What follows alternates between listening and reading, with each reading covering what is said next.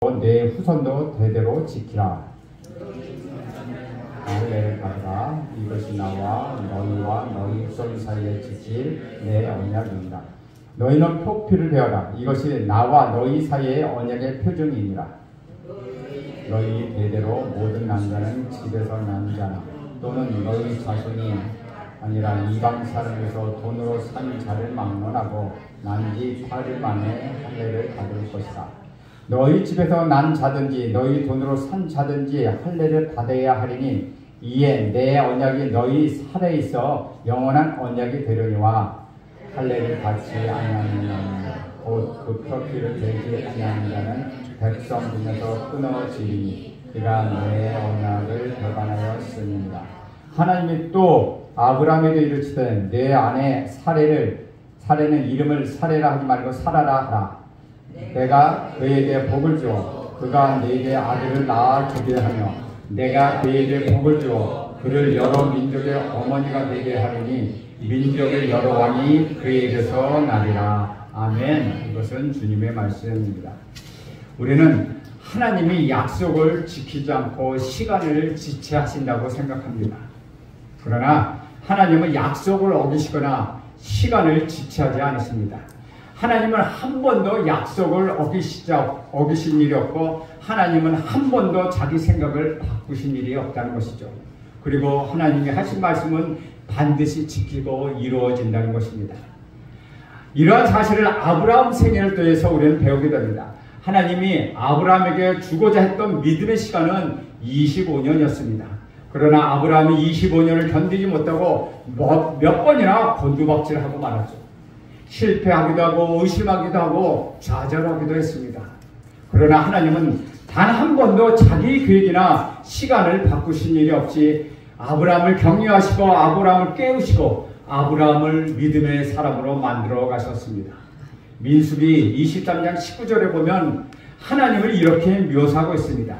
하나님은 사람이 아니시니 거짓말을 하지 않으시고 인생이 아니시니 후회가 없으시도록 어찌 그 말씀하신 바를 행하지 아니하시며 하신 말씀을 실행하지 아니하십니다. 하나님의 언약 성취를 기다리는 동안 아브라함은 여러 번 넘어졌고 여러 번 유혹에 빠져서 좌절하고 실망했습니다. 기근이 왔을 때는 가나안의 땅에 있지 못하고 애굽으로 피신하다가 자기 아내를 누이라고 속이면서 큰 수치를 당하게 되었습니다. 조카 롯과 갈등도 있었습니다. 10년이 지났을 때는 그의 믿음이 더욱더 흔들렸고 몹시 그는 낭망에 있었습니다. 결국 그는 불신앙 때문에 이스마엘을 낳고 말았다는 것이죠. 이스마엘을 낳은 지 13년, 아브라함은 체념과 좌절 속에서 그 시간을 보냈습니다. 13년 동안 좌절과 상처 속에서 이스마엘을 데리고 살아왔던 아브라함을 우리 하나님이 찾아오셨습니다. 수면 상태에 들어갔던 그의 믿음을 우리 하나님은 깨우기 시작하셨습니다. 하나님이 결코 포기하지 않으십니다. 하나님은 결코 잊고 계시지 않았다는 것입니다. 하나님은 시간을 보시고 적당한 때에 가장 완벽하게 우리에게 찾아오십니다. 아브라함아, 나는 전능한 하나님이다. 너는 내 앞에서 행하여 완전하라. 내가 내 언약을 나와 내 사이에 세워 너로 심히 번성하게 할 것이다. 아브라함은 눈을 번쩍 뜨기 시작했습니다. 먼지가 달리고 거미줄이 끼었다고 생각했던 그 낡은 언약, 그에게 잊혀진 언약을 다시 한번 하나님이 들고 나오신 것입니다. 여러분은 포기했을지라도 하나님은 결코 포기하지 않습니다.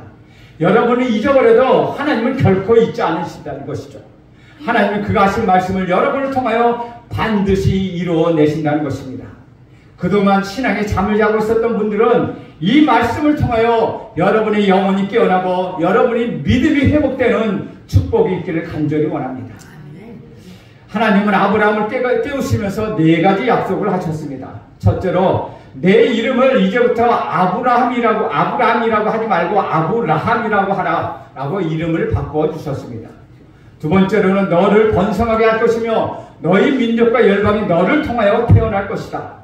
너는 한 개인의 아버지가 아니라 열국의 아버지다 라는 말씀을 주시며 아브라함의 비전을 새롭게 하시고 마음을 넓혀주시기 시작하셨습니다.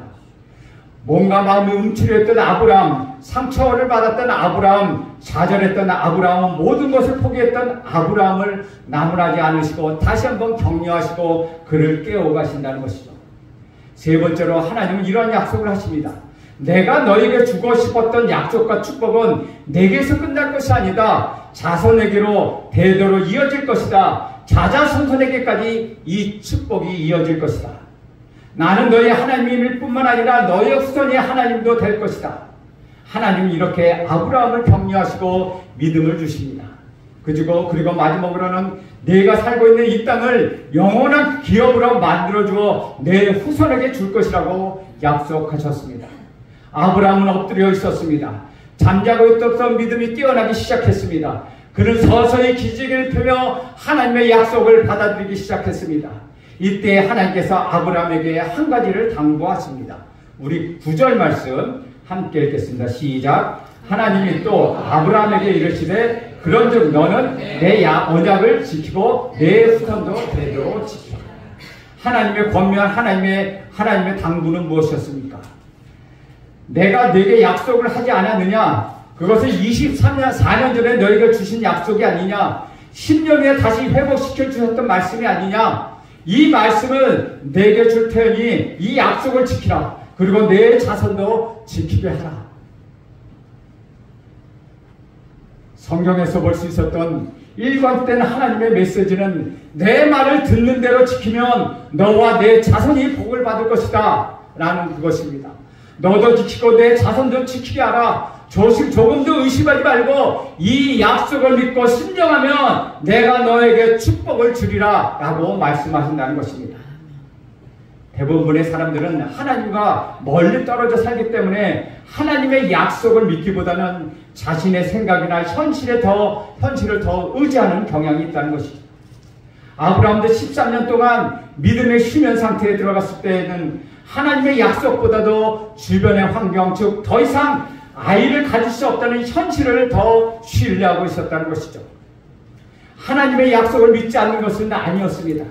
여러분도 하나님을 믿지 않는 것은 아닙니다. 단지 하나님을 제한하고 있을 뿐이라는 것이죠. 여러분이 성령 하나님을 의지하지 않는 것이 아닙니다. 그 성령 하나님을 지금 제한하고 있다는 것입니다. 만약 우리가 성경에 기록된 말씀을 어린아이와 같이 믿는다면 기적은 일어날 것입니다. 그러나 그 말씀을 제한하는 것만큼 밖에 이루어지지 않는다는 것입니다. 여러분이 믿음을 가졌다 할지라도 자녀들에게 이 믿음을 전해주는 것, 그것은 대단히 어렵습니다. 우리는 자기가 잘 믿는 것을 믿기는 하는데 자기 자녀들이 믿음을 갖게 하는 데는 게으른 부분이 있다는 것이죠. 시대와 다르지 않느냐 하는 생각에 특별히 고3이 되면 교회에 가는 것보다 학원에 가기를 은근히 더 원한다는 것이죠. 오히려 아이들이 교회에 가겠다고 말하면 야단치는 부모도 있었습니다. 지금이 어느 때인데 고3이야 고3. 너 공부해야지. 이것이 바로 우리들의 현실이라는 것이죠. 사랑하는 여러분, 자녀들의 믿음을 위하여 이사해 보신 경험이 있으십니까? 여러분의 자녀들의 믿음을 위하여 직장을 옮겨본 경험이 있으십니까? 여러분은 여러분의 자녀를 위하여 어떤 희생을 하셨습니까? 이런 대가를 치러야만은 아이들에게 믿음이 전달될 수 있다는 것입니다. 너는 내 언약을 지키고 내 후손도 언약을 지키게 하라고 말씀하신 하나님은 아브라함에게 당부하셨다는 것이죠. 10절 말씀도 우리 함께 읽겠습니다. 시작. 너희 중 남자는 다 할례를 받으라. 이것이 나와 너희와 너희 후손 사이에 지킬 내 언약이니라. 하나님은 아브라함을 사랑하셨기 때문에 약속을 주셨을 뿐만 아니라 그 약속이 후대에까지, 아니 메시아가 오실 때까지, 성령이 오실 때까지 자녀들에게 전수되도록 특별히 징표를 주셨습니다. 할례는 남자의 생식기 표피를 제거하는 수술입니다. 지금으로 말하면 포경수술과 같은 것입니다. 아이가 태어난 지 8일 만에 할례 의식을 행함으로 선택받은 백성이라는 표를 만들어 주신 것입니다. 하나님께서 이 약속이 너무나도 중요하기 때문에 날마다 이 약속을 생각하고 기억하고 잊지 않게 하기 위해서 사람의 몸에 표시 사인을 주셨다는 것이죠. 죽을 때까지 매일 보면서 약속을 기억하도록 하시기 위한 것입니다. 자녀들과 또 그 자녀들이 매일매일 보면서 나는 하나님의 사람이다, 나는 하나님의 약속을 받은 사람이라는 것을 기억하게 하기 위한 하나님의 표시였다는 것이죠. 메시아가 태어날 때도 그렇게 했습니다. 11절 말씀을 보면 너희는 포피를 베어라. 이것이 나와 너희 사이의 언약의 증표니라. 할례는 하나님의 언약의 표적이라는 것입니다. 구약에서는 남자의 생식기에 할례를 행함으로 약속을 기억하도록 하셨습니다. 그러나 예수님이 오신 이후에 할례가 하나님과 우리 사이의 언약의 표가 아니라 말씀과 십자가와 보혈과 성령의 역사가 하나님과 우리 사이의 증표가 되었다는 것이죠. 그래야 우리는 육체적 할례를 행하는 사람이 아니라 마음의 할례를 행하는 사람으로 새롭게 태어나게 되었습니다. 왜 하나님께서는 남자의 삶에 이런 표를 하게 하셨을까요? 하나님의 약속은 변치 않는다. 하나님은 신실하신 분이다. 그 약속은 반드시 이루어진다. 이 약속은 너희 자녀를 통하여 이루어진다는 것을 보여주시기 위함이었다는 것입니다. 우리 하나님이 얼마나 섬세하고 얼마나 자상하고 얼마나 우리를 배려하시는지 이루 말할 수 없다는 것이죠. 하나님은 구약에 약속하셨고 신약에서 그 약속을 성취하셨습니다. 그리고 우리 구주 예수 그리스도를 통하여 성령을 통하여 약속하시고 요한계시록을 통하여 그 약속을 완성하십니다. 하나님과 인간과의 관계는 약속과 성취의 관계입니다. 우리는 집을 한 채 살고 또 집을 살려고 할 때도 계약서를 씁니다. 약속에 있어서 가장 중요한 것은 약속을 지키느냐 약속을 지키지 않느냐 하는 것입니다. 약속은 지킬 때 비로소 그 의미가 있다는 것이죠. 약속이 지켜지는 사회를 우리는 신용사회라고 이야기합니다. 약속이 지켜지는 나라는 모든 것이 쉽고 모든 것이 편안하고 모든 것이 안전합니다. 그러나 약속이 지켜지지 않는 나라는 돈이 많이 들고 의심하고 사기를 당하기 쉬운 나라가 됩니다. 대부분의 인간이 가지고 있는 본질적인 상처는 이 배신감입니다. 인간은 배신을 하고 또 배신을 당해본 경험이 많습니다. 약속이 지켜지지 않는 것, 그것은 배신이라는 것이죠. 그래서 하나님은 아브라함에게 약속을 주실 뿐만 아니라 이 약속을 이루겠다는 표징으로 할례를 주셨다는 것입니다. 12절 말씀 함께 보겠습니다. 시작. 너희 대대로 모든 남자는 집에서 난 자라 또는 너희 자손이 나의 자손이 아니라 이방 사람에게서 돈으로 산 자를 망난하고 난 뒤 8일 만에 할례를 받을 것입니다. 하나님은 아이들이 자신의 의사를 표시할 수 없을 그 나이에 아무것도 모르는 그 나이에 할례를 행하도록 말씀하십니다. 하나님의 백성으로서의 길을 가게 하시기 위함이라는 것이죠. 오늘 12절 말씀에 매우 재미있는 말씀이 나옵니다. 할례는 아브라함의 가족뿐만 아니라 이방 사람들에게도 특별히 돈으로 산 자를 막론하고 누구든지 남자는 다 할례를 받으라고 하는 것입니다. 이것은 우리를 놀라게 합니다. 보통 사람들은 가문이나 혈통을 매우 중요하게 생각합니다. 학벌도 중요하게 생각하죠. 이런 생각을 이스라엘 백성들에게도 있었습니다. 이스라엘 백성들은 선택받은 백성이라는 특권의식을 가지고 있었습니다. 비행기를 타도 자기들만 먹는 음식이 따로 있습니다. 고기를 먹더라도 도살 과정을 다 지켜보고 그 피가 완전히 빠져야 먹는 사람들입니다. 그만큼 그들에게는 그 코스라는 음식이 굉장히 중요하다는 것이죠.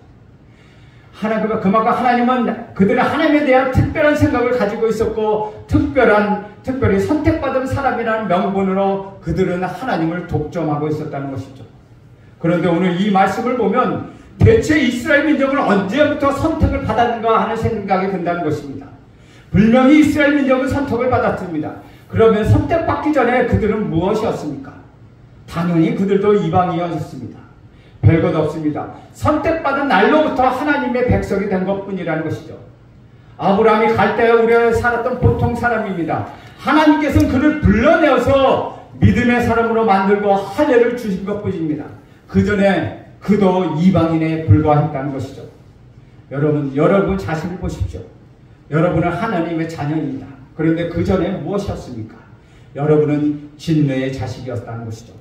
하나님이 없고 약속도 없고 이스라엘 백성 밖에 있었던 이방인에 불과했지만 하나님의 은혜로 예수를 믿게 되어서 이제는 마귀로부터 떠나 하나님의 자녀로 돌아와서 구원을 받고 천국을 소원하는 영적 상속권을 가진 선택받은 자가 되었다는 것이죠. 주 안에서 살아가는 여러분, 선택은 특권이 아니라 감사입니다. 내가 선택을 받았다고 하는 것은 감사하고 감격스러운 사실이라는 것이죠. 내가 선택을 받았다는 오만과 교만과 특권의식은 선택의 본질이 아니라는 것입니다. 하나님은 왜 이스라엘 백성을 선택하셨습니까? 그들은 이스라엘 백성 중에서 메시아가 태어날 것이고 그 메시아가 온 인류를 구원할 역할을 하기 위하여 택하여 주신 것입니다.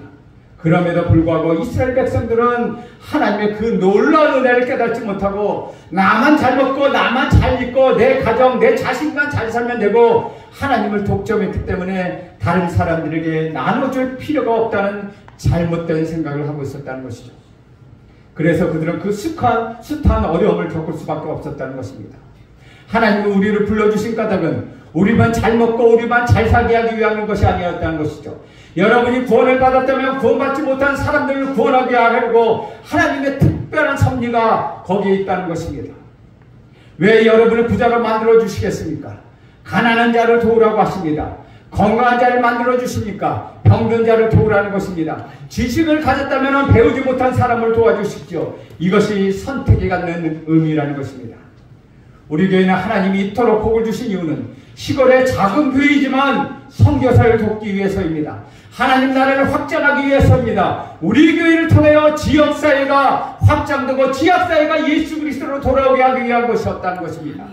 이것을 위하여 하나님께서 우리에게 복을 주실 줄로 우리는 믿습니다. 그러나 우리가 하나님의 이 놀라운 특권을 그 선택을 잊고 이것을 이어가고 다른 사람을 착취하고 누리고 독점한다면 하나님께서는 얼마나 슬퍼하시겠습니까? 13절 말씀 함께 보겠습니다. 시작. 너희 집에서 난 자든지 너희 돈으로 산 자든지 할례를 받아야 하리니 이에 내 언약이 너희 살에 있어 영원한 언약이 되리니. 12절과 13절에 사용된 표현을 주의해서 살펴보십시오. 하나님의 사랑을 받은 자는 아브라함의 씨이기 때문이 아니라는 것입니다. 노예로 팔려온 사람도 하나님의 자녀가 될 수 있다는 것입니다.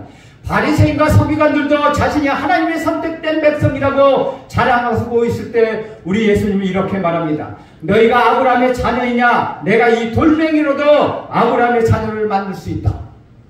선택받았다는 것은 겸손과 감격과 봉사의 기회를 주어주는 것입니다. 물론 구원하기 위하여 선택하셨지만 더 중요한 것은 나를 통하여 구원받지 못한 그 영혼들을 구원하기 위하여 우리 하나님이 나를 선택해 주셨다는 것입니다. 하나님이 사도 요한을 선택한 것을 그를 구원하기 위함이지만 더 큰 의미는 이방인들을 위하여 큰 그릇으로 쓰기 위함이었다는 것입니다. 헬라인이나 야만인이나 유대인이나 이방인이나 다 그리스도 안에서 하나가 되었습니다. 이것이 바로 복음이라는 것입니다. 복음은 유대인이나 이방인이나 구별하지 않습니다. 복음은 헬라인이나 야만인이나 구별하지 않습니다. 복음은 배운 자와 배우지 못한 자를 구별하지 않습니다. 복음은 프로레타리아 부르주아를 구별하지 않습니다. 부자도 구원을 받을 자격이 있습니다. 가난한 자도 구원을 받을 자격이 있습니다. 부자가 구원받을 자격이 있다면 가난한 자 역시 구원받을 자격이 있고, 하나의 건강한 자가 구원을 받을 자격이 있다면 병든 자도 구원을 받을 자격이 있다는 것입니다. 종도 구원을 받을 자격이 있고 주인도 구원을 받을 자격이 있는 것, 그것이 바로 복음이라는 것입니다. 14절 말씀 함께 읽겠습니다. 시작. 할례를 받지 아니한 남자 곧 그 표피를 베지 아니한 자는 백성 중에서 끊어지리니 그가 내 언약을 배반하였음이니라. 여기서 한 가지 더 생각해 볼 부분이 있다는 것이죠. 아브라함의 씨든 노예든 할례를 받아 하나님의 백성이 되었을 때 이들은 할례를 받은 자와 받지 못한 자로 또 구분하기 시작합니다. 할례 그 자체가 중요한 것이 아니라는 것입니다. 할례는 수단에 불과하다는 것입니다. 할례는 목적이 아니라는 것입니다. 할례는 그저 표준에 불과하다는 것입니다. 그런데 우리는 하나님의 목적을 생각하지 않고 수단만 생각하여 그 수단을 정당화하고 있다는 것이죠. 수단이 목적이 되면 타락이 오게 됩니다. 이것은 율법주의적 형식주의입니다. 형식은 시대에 따라 달라집니다. 그러나 형식을 가진 사람은 형식을 절대화하려고 합니다. 여기에 타락이 있고 여기에 독재가 있고 여기에 위기가 있다는 것입니다. 할례도 마찬가지입니다. 유대인들은 할례를 받지 못한 사람들을 선택받지 못한 사람이라고 정죄하고 말았습니다. 그래서 할례를 받아야 구원을 받을 수 있다고 그렇게 그들은 늘 이야기합니다. 이런 종교적 실수와 우를 범하고 만 것이죠. 할례는 그 자체로 중요하지 않습니다. 그것은 중요한 약속이라는 것입니다. 약속의 표로 할례를 주었습니다. 신약에는 할례는 몸에 하는 것이 아니요 마음에 하는 것이라고 말씀하고 있습니다. 구약에서는 이런 말씀이 있습니다. 신명기 30장 6절에 보면 이렇게 말씀하고 있습니다. 내 하나님 여호와께서 내 마음과 내 자손의 마음에 할례를 베푸사 너로 마음을 다하여 뜻을 다하여 내 하나님 여호와를 사랑하게 하사 너로 생명을 얻게 하실 것이며, 우리 하나님의 마음과 우리 자손의 마음에 할례를 베푸셨다고 말합니다. 진짜 할례는 하나님의 사랑을 기억하고 믿는 것입니다. 그것을 마음에 새기고 마음을 다하고 뜻을 다하고 성품을 다하여 하나님을 사랑하게 되는 것입니다. 로마서 2장 25, 26절에는 사도 바울이 이렇게 이야기합니다. 우리가 율법을 지켰다면 할례가 의미가 있지만 율법을 지키지 못했다면 할례가 무슨 의미가 있겠느냐. 그렇기 때문에 무할례자가 율법을 지키면 할례를 받은 것과 같이 되고 할례자가 율법을 어기면 무할례자와 같이 된다는 것입니다. 저는 여러분이 껍데기 믿음, 형식적인 믿음, 종교적인 믿음이 아니기를 간절히 축원합니다. 여러분은 하나님을 사랑하고 약속을 믿고 신뢰하는 그런 믿음을 소유하시기를 간절히 바랍니다.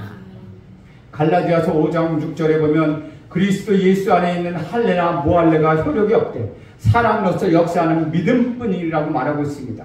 또 갈라디아서 6장 15절에 보면 할례나 무할례나 아무것도 아니로되 오직 새로 지으심을 받은 자뿐이니라 라고 말씀하고 있습니다. 사랑하는 여러분, 하나님 우리에게 믿음을 주시고 믿음의 증표를 주셨습니다. 그 믿음의 증표는 할례이지만 할례는 형식이 아니라 내용이 오늘 우리에게 주시는 하나님의 메시지라는 것입니다. 할례라는 증표가 아니라 할례를 통하여 우리에게 주시는 그 메시지, 그것을 우리 보고 간직하라고 말씀하시는 것입니다. 우리 15, 16절 말씀 함께 읽습니다. 시작. 하나님이 또 아브라함에게 이르시되 내 아내 사레는 이름을 사레라 하지 말고 사라라 하라. 내가 너에게 복을 주어 그가 내게 아들을 낳아 주게 하며 내가 그에게 복을 주어 그를 여러 민족의 어머니가 되게 하리니 민족의 여러 왕이 그에게서 나리라. 약속의 증표를 할례를 주시고 그 다음에 새로운 말씀을 주십니다. 사레의 이름을 바꾸어 주십니다. 사레는 열국의 어머니가 될 것이다. 내 부인의 아들을 낳게 될 것이다. 내가 그에게 복을 줄 것이며 내 아내는 열국의 아내가 될 것이다. 이 얼마나 놀라운 메시지입니까? 우리는 여기서 몇 가지 사실을 발견할 수 있습니다. 첫째는 남자나 여자나 다 똑같다는 것입니다.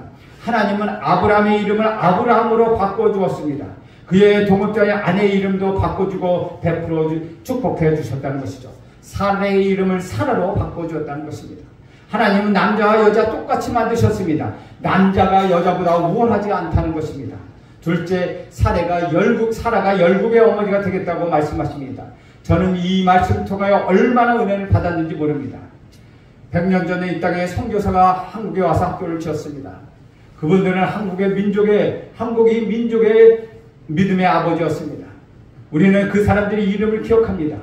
여러분의 복음을 전해주었기 때문에 여러분의 이름을 기억해주는 사람 몇 명이나 됩니까? 열국의 아버지, 열국의 어미라는 이름을 초월하여 국경을 초월하여 모든 민족이 당신의 믿음을 알아보았습니다. 당신은 우리의 아버지입니다. 당신은 우리의 믿음의 어머니입니다 라고 말하면 얼마나 좋겠습니까? 국모가 되고 국부가 되어서 영광스러운데 다른 나라 다른 민족의 사람이 나를 알아보고 내 믿음을 알아줄 수 있다면 얼마나 영광스러운 일이겠습니까? 우리 하나님께서는 이런 복을 주신다는 것입니다. 사랑하는 여러분, 여러분은 선택을 받았습니다. 하나님께서 여러분의 이름을 바꿔주셨습니다.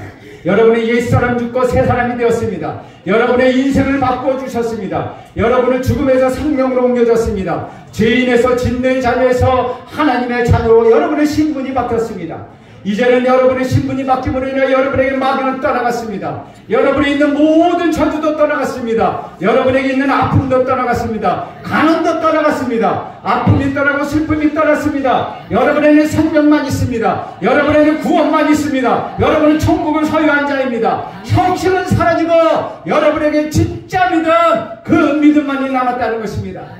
겸손과 감격과 감동이 여러분에게 몰아옵니다. 여러분 승리하십시오. 여러분 순종하십시오. 그리하여 아브라함의 복과 사라의 복이 모두 여러분의 인하기를 간절히 축원합니다. 그리하여 이 땅에서 믿음의 어머니, 믿음의 아버지로서 살아가기를 주님의 이름으로 축원드립니다. 기도합니다. 하나님께서 아브라함과 사라의 이름을 바꿔주신 것처럼, 그리하여 믿음의 증표를 할례를 주신 것처럼 우리에게도 믿음을 주시어서 우리 안에 온전히 상식들은 사라지고 진짜 믿음만 남게 하여 주시옵소서. 승리하는 삶을 살게 하여 주시옵소서. 순종하는 삶을 살게 하여 주시옵소서. 아브라함의 축복과 사라의 축복을 모두 받는 자가 되게 하여 주시옵소서. 예수님의 이름으로 기도합니다. 아멘. 찬송.